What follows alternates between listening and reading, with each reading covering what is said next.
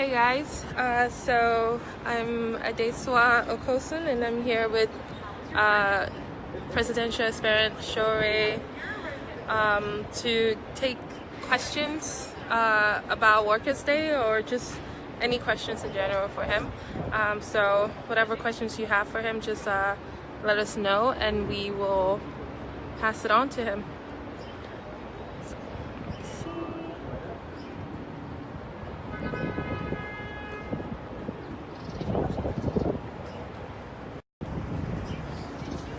Okay.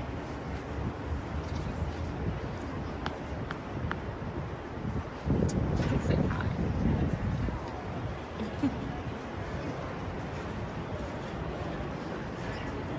So yeah, you guys should just ask questions, whatever questions you want to ask him. Here's your chance to talk to him and have a proper conversation about whatever it is you are curious about with the campaign and everything in general.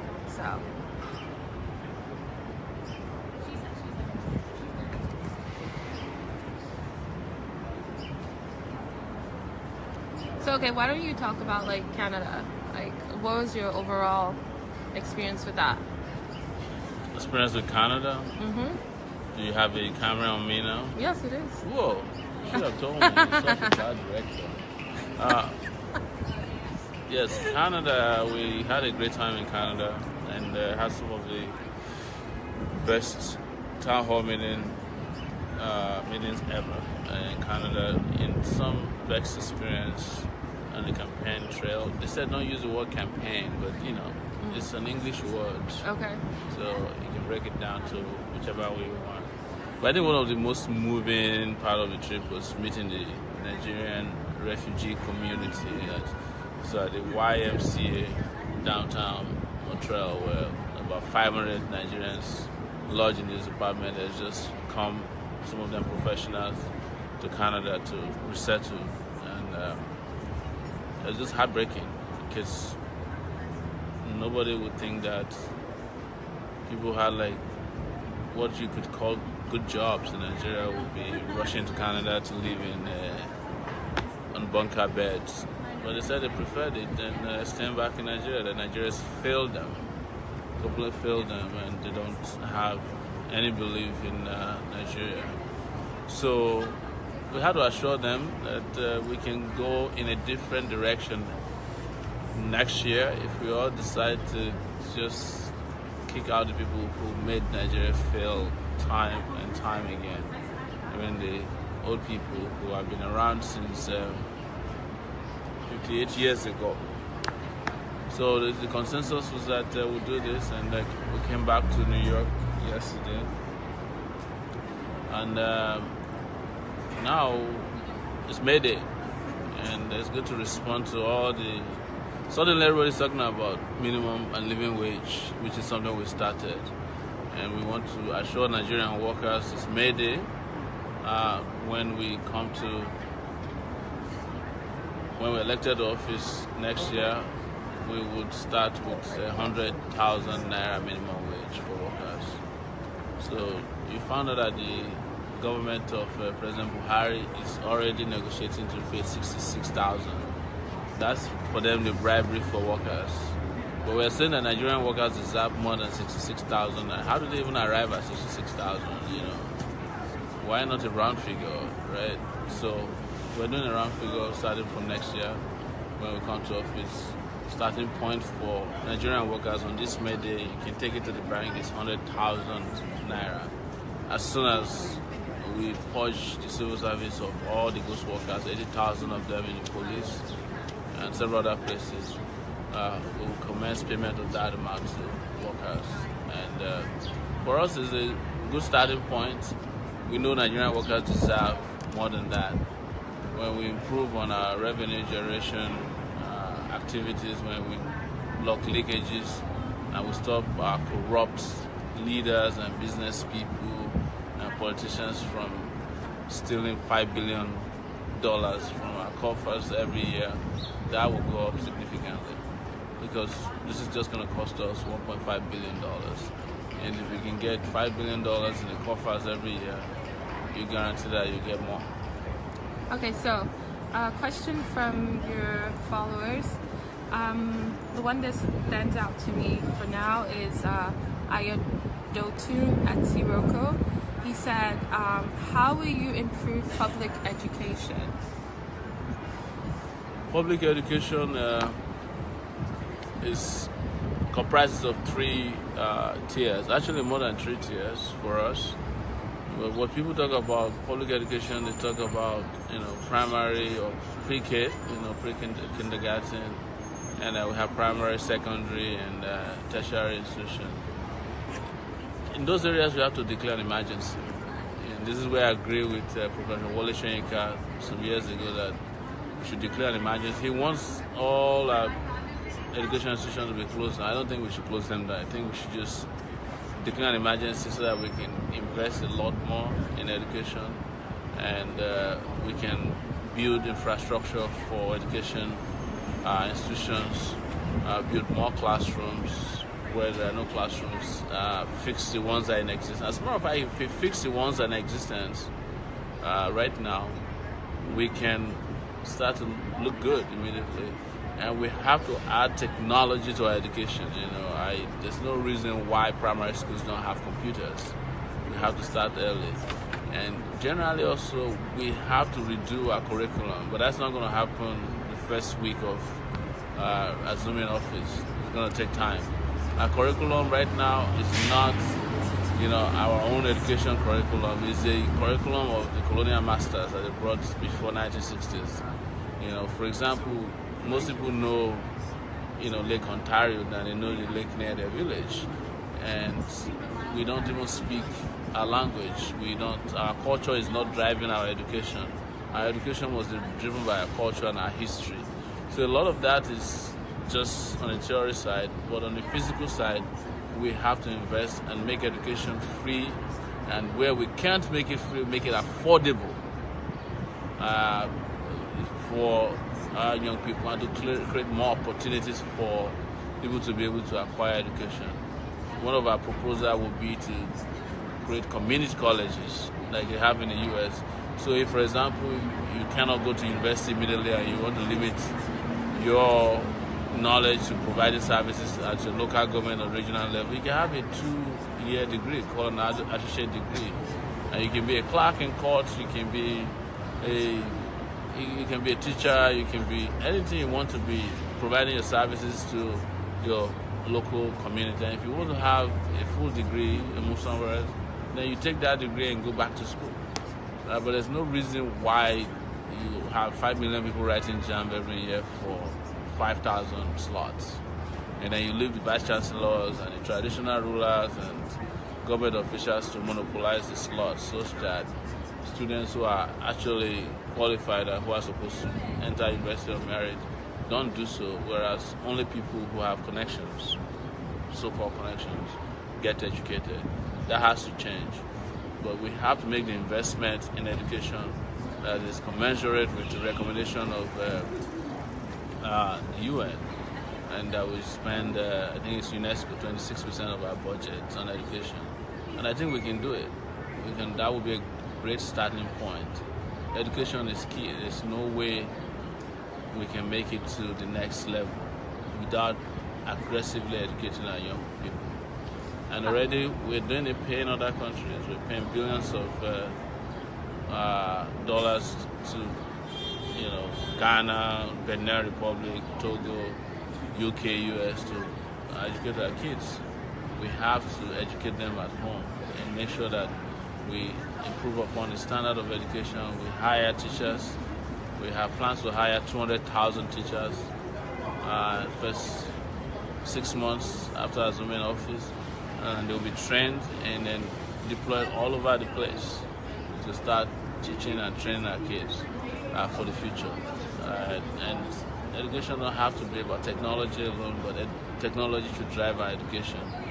Instead of relying on libraries with books, we have to also start thinking about books that has libraries. That's where technology comes in. So another question from Tunde Bakare. Is that the pastor? No. He said, what is your current take on the primary upcoming in Ekiti State? He said, I see Dr. Owolabi Akindele Makanjola in the same light as you. Yes, I have not met Makanjola, but it would be great if he can connect with us. We have a movement in place now, and if we look at his credentials and check his background and feel like his agenda tallies with ours, it would be great to rescue Ekiti from the practitioners of stomach infrastructure. We need to have that state be run by responsible leaders. So this is part of what I say. You know, instead of saying to Showorego and start from the local government, you take your local government. You know, take wherever your dreams take you, go take it, and let us know. Let us know, and we will be happy to come around and campaign for you. If you're a member of our movement, and block by block, local government by local government, state by state, we'll take back our country. Take it back. Okay. Suki Oduwole said, what's your international policy program? International policy program, it doesn't have to be a program. You're talking about international diplomacy. It's going to be Nigeria first. We will not be in government and allow our citizens to be mistreated by foreign governments. But most importantly, we have to start by fixing our foreign Ministry of Foreign Affairs. Right now, we don't have functioning embassies around the world. We don't have, superb consulate services. Our citizens can't get passports that they pay for. Our consulates and embassies and UN rep places are dirty, dingy, and underfunded, and they are manned by same incompetent people that are manning the country of Nigeria. That has to change, and then we move on to engaging with the international community on a respectable and reciprocal level. I have the exposure to understand how to speak truth to members of the international community, and we not want Nigeria to be playing second fiddle anywhere in the world, both locally and internationally. So we would reveal a robust foreign policy very soon. Our website is coming, but just know that in a nutshell and in few words, it's going to be that Nigeria would attain its pride of place within the international community. Right now, Nigeria is not even a player in the international community. All we do is just attend events. We cannot speak or breathe life into what our aspirations are because our country has been badly managed or mismanaged. Okay, so Chuks Okorikwe said, how do you intend to improve efficiency of the civil service? Civil service is outdated right now. Civil service is made up of dead woods. A lot of people in the civil service are not there to work as civil servants. Most of them don't see themselves as civil servants. They see themselves as civil masters. We have to inject fresh life into the civil service. First, I would, upon coming to office, encourage anybody that has 5 years more to go to just retire voluntarily. They'll be paid the entitlement as though they retired at 35 years. And as soon as we get rid of, as soon as we get their cooperation and they retire peacefully and voluntarily, we will inject newer blood and well-trained civil servants who are effective and efficient. Our civil service must be technologically driven, and we should even spend less and less on physical structures. We should start thinking about virtual civil service, where people can deliver services to whomever wanted without sitting in one big office, surrounded by concrete and very cozy chairs and things like that. We should have people. We should have a mobile civil service that can deliver services effectively around the country where they are needed without necessarily having huge buildings. That's not the way the world is operating these days. So we will have to retrain our civil service as well. People in civil service have to be retrained. I'm not talking about the examination that they do. That the promotion exam don't mean nothing. It's the same way that the civil service is run, that those exams are run. It's what they call party exam, or you know the answers in advance depending on who you know. It has to be proper training. People have to be, trained to use software that is driving modern civil service around the world. They have to be trained on how to use computers. They have to be trained on what the services are about, and and there should be less and less reliance on paperwork. And that's the best way to also handle corruption in civil service. I went to the University of Ibadan the other day to rent a hall, and the receipt was still presented to me by longhand. I'm surprised that the university that has been around for several years, they don't even have computers that can issue you receipts. How do they know how monies are handled? So you're still counting money by hand and with a bucket full of water and your fingers. That's just not how to do things. That is going to change as soon as we assume office. We have to, reform the civil service in a way that it becomes modern, servicing people, and becomes very efficient and effective. And we have to do this all the way to every corner of our civil service. We have to just get in there, tear it open, discard what is useless, retrain and rebuild what is useful, and deploy it to the services of our people. Okay. Another question from Akinwumi Jolawo. He said, my question is that what is the rationale behind the 100,000 minimum and the 50,000 for court members, knowing fully well that court members should earn more than the minimum wage? Even as it stands, minimum wage is less than what court members earn.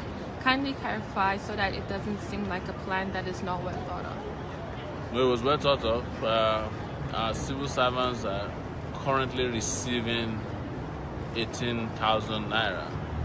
I think court members are receiving about, from what I learned, maybe 19,000 naira. I'm not sure, but whatever it is, the difference wasn't big deal, right? So the reason we opted for 50,000 for court members is because court members are younger generation workers, or who don't have responsibilities as much as the civil servants. We found out that some civil servants have 4 or 5 kids.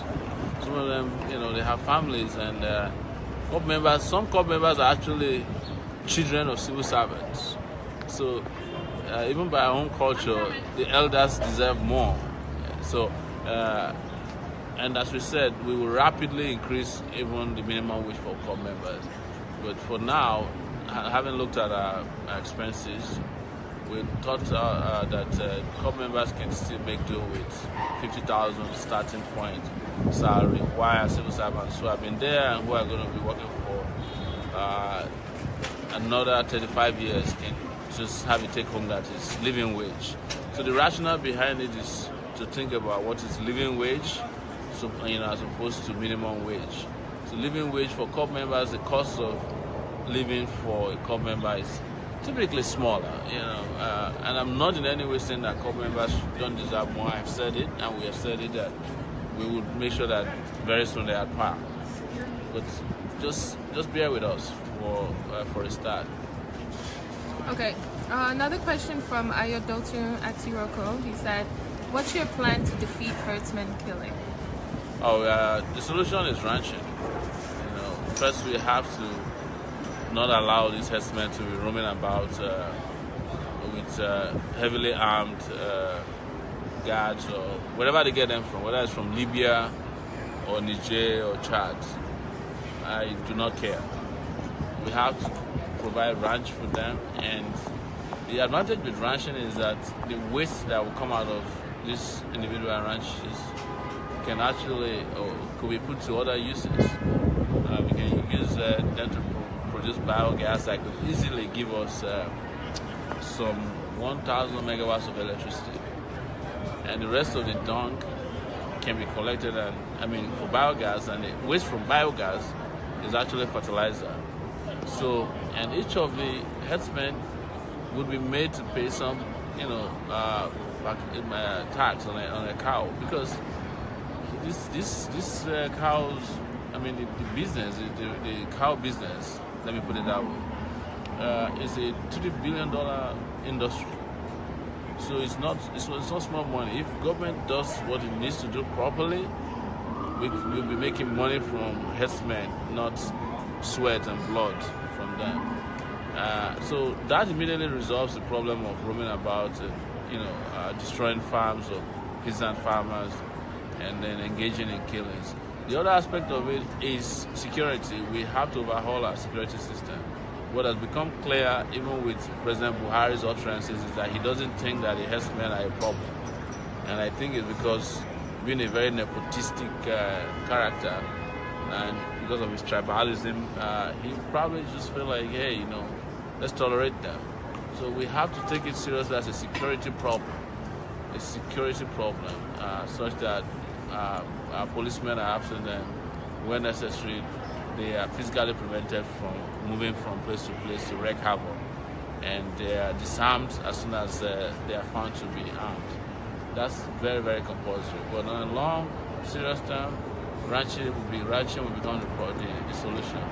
And if we are going to take land from people to ranch, the people that we are taking land from must be paid adequately, and either compensated, or they rent out the ranch to the cattle rearers or the government. Whomever is proposing ranching should pay the owners of the land.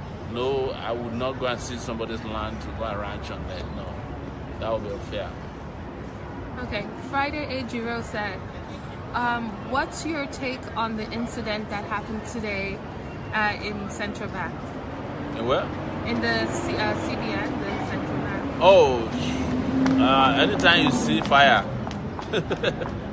money don't miss with that. I think I don't have the details, but I'm shocked that the Central Bank of Nigeria will catch fires with all the money and all the equipment and all the investment we make there. That fire is not detected on time and put out as quickly as it happened. So part of the problem is that we don't have a strong system that investigates every fire. That will be put in place under our regime next year. Every fire must be properly and thoroughly investigated. I've never heard that anybody went to jail before because of fire. You see, you can go to jail if there's negligence and if there's criminal complicity. So fires just don't happen in Nigerian public buildings for the sake of it. So I guarantee you that something is going on there that is fishy.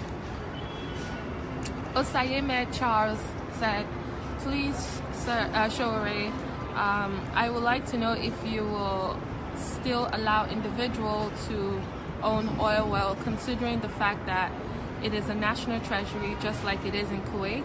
Even oil firms are not allowed to have one. They only come on a contract basis and go after their contract's done. I'll tell you that it's going to be tough to take back the ones that we already have out there.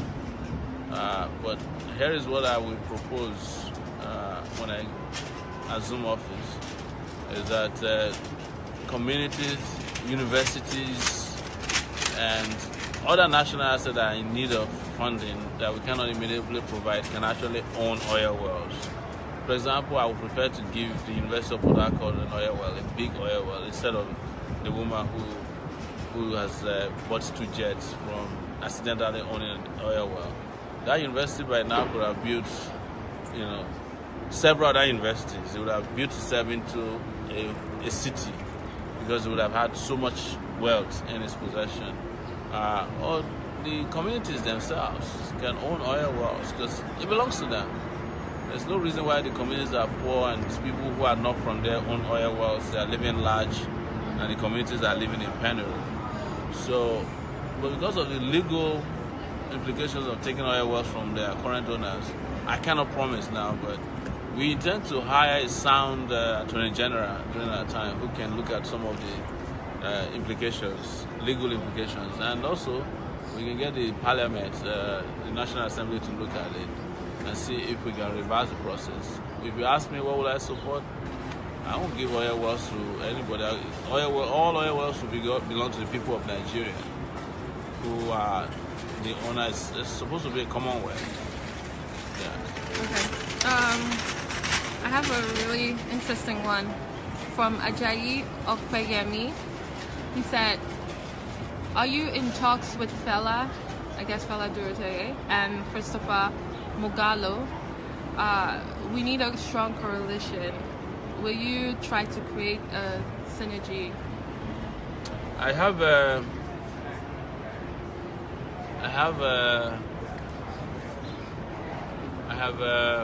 just met with Mogalo after a TV appearance recently, and during that TV appearance, he requested to meet, and we met shortly after that, and we discussed how it would be good to have synergy and collaboration and cooperation. Never met Fela Durute, and we tried to interview him while I was still fully involved with the Sahara Reporters, and Fela never showed up. I think he carefully manages his itinerary. So, but yes, it would be great to have a coalition of all these young people. But the most important coalition is the coalition of the willing, and that's, I hate to use that because it was used to foment a war in Afghanistan and all the other places, but it will be a coalition of willing Nigerians, young people. It doesn't have to be a coalition of individuals. You know, this time around we should act in the interest of the country, and it shouldn't be about any individual. It shouldn't be about Showore, Fela Durute. It should be about you. As long as they can have you in our coalition, then that's all we want. And we march together and reclaim our country, reclaim our space, and reorder our destiny, and we'll be fine. Okay. Another question from Awo, that's his name. He says, "What plans do you have for over 2 million Nigerians in the diaspora?" I've lived in diaspora for 19 years. First is that the diaspora must be given the right to vote. So diaspora voting is number one priority for me. Second is that every Nigerian under my watch planning to travel to Nigeria will no longer need a visa, whether they have a Nigerian passport or not. Your first trip back to Nigeria, you won't need a visa. You might need to register upon arrival to get a Nigerian passport, because since a Nigerian passport allows for dual nationality. But there's no reason why we should have people going to the embassy to go and take a visa to go to Nigeria simply because they don't have a Nigerian passport. The moment we can verify that you're a Nigerian, somehow you should be able to enter the country whenever you want and get out whenever you want. And so we are working. I've been working actively, and I've never shied from it. I think, and I believe strongly that Nigeria needs a Nigerian airline, so that you guys can come home and eat whatever food you want while in the air, watch Nigerian movies inside the airplane. You might accuse me of wanting to be in business as a government. I don't have any apologies for that. A lot of people are making a killing out of air transportation to Nigeria. KLM, British Airways, Delta is going to Nigeria every day. Ethiopia Airlines survives just in cargo and passenger transportation to Nigeria. South Africa, even Rwanda Airways come to Nigeria every day. There's so many people to transport. And if you create such an airline, it will provide employment for Nigerians. It will be manned mostly by Nigerian pilots. You provide employment for people who want to be cooking Nigerian food for the airline. It's just unlimited opportunity it has for us. We can't keep having other people transport us back and forth, and we say, "Oh, we don't care because we don't want to have any hand in business." No, any business that will promote our culture, will promote our people, will give our people dignity, will promote our food and our flag, I will support it. rather than allowing others to come rip people off from time to time. So, yes, diaspora is going to be a priority, and we're going to fix the embassies and the consulates. They are a disgrace right now. We'll make sure that they are well funded and that they are also modernized and become efficient and effective. No reason why you can't get your passport after you apply for it on the same day you got there. So, and you never have a shortage of passport booklets anymore under Showore's presidency. Never. And beyond that, when you run into trouble, we would love that our officials and diplomats are able to intervene on your behalf. We'll be able to bring back a lot of our citizens who have been put in prison abroad. We would fight South Africa very hard to ensure that they don't allow Nigerians to be mistreated the way they have been mistreated, by xenophobic South Africans. Our policy, foreign policy, will be of reciprocity. What you do to us is what you get. We will not allow citizens to be treated as second-class citizens anywhere in the world. So, diaspora will get the utmost respect that they deserve, because, like I keep saying everywhere I go, the Nigerian diaspora is the biggest foreign investor into the country and into our economy, and also they are the social security department of Nigeria, helping people to send their children to school, helping their parents, building houses, small businesses in Nigeria. We just can't afford to ignore them and mistreat them. So diaspora, you got my votes. Voice of Nigerians Abroad said, how do you ensure state governors stop the act of holding on to local government funds? How can you stop this act at federal level? The federal government can insist and must insist that local government elections are held and local government council chairmen are elected. The governors must be prevented from violating the Nigerian constitution. It has to be the law that local government allocations are given directly to local governments. And if you don't conduct elections in your state local government, you cannot get those allocations. The allocations have to go directly to the local government. This is part of the reason why government has not percolated to the grassroots, because state governors are stealing through security votes and they are stealing allocations of local government. And still, they don't pay staff, they don't pay workers. So this is something that has to be addressed immediately. Oladapo Akinro said, how many percentage of your budget do you think we need in food production? Agricultural product has to be grown locally massively so that we can have enough to feed ourselves. Yes. Agriculture is big business. I just mentioned the cow business and the meat industry. It's huge. We've got over 1.8 million people to feed. There's no reason why we are only cultivating 7% of our arable land in Nigeria. We have to massively invest in agriculture. The advantage with agriculture is that, with modern technology, with proper financing, that don't have to necessarily come from government, but government has to incentivize that. For example, I want to see to it that nobody who's engaged in agriculture is getting a loan, at more than 4 to 5% interest rates. That's the only way to incentivize going into agriculture. And government must deliberately support people who want to go into agriculture. Because what is happening now is that, just like President Buhari just came to the U.S. to sell our rights to the U.S. government to import whatever agricultural products they like, we should be able to be the ones growing and feeding the entire African continent. We have the population, we have the land to do that. So agriculture will be a thing that, we have to handle agriculture as a business.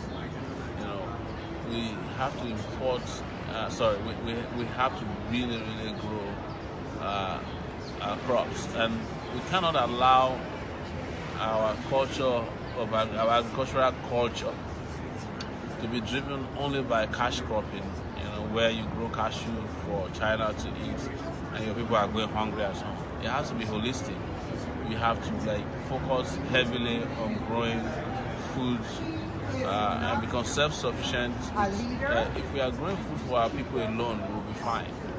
We'll be doing so well in agriculture that a lot of people will be employed in the country through the agricultural sector. The agricultural sector could easily employ nothing less than 5 million people if we have the right policy for it, of cultivating the land, providing loans and financial support, processing of agricultural products, providing integration between farms so that there can be movement of goods and services, agricultural products, and deliberately providing markets where these things can happen, and also facilities that can help preserve products.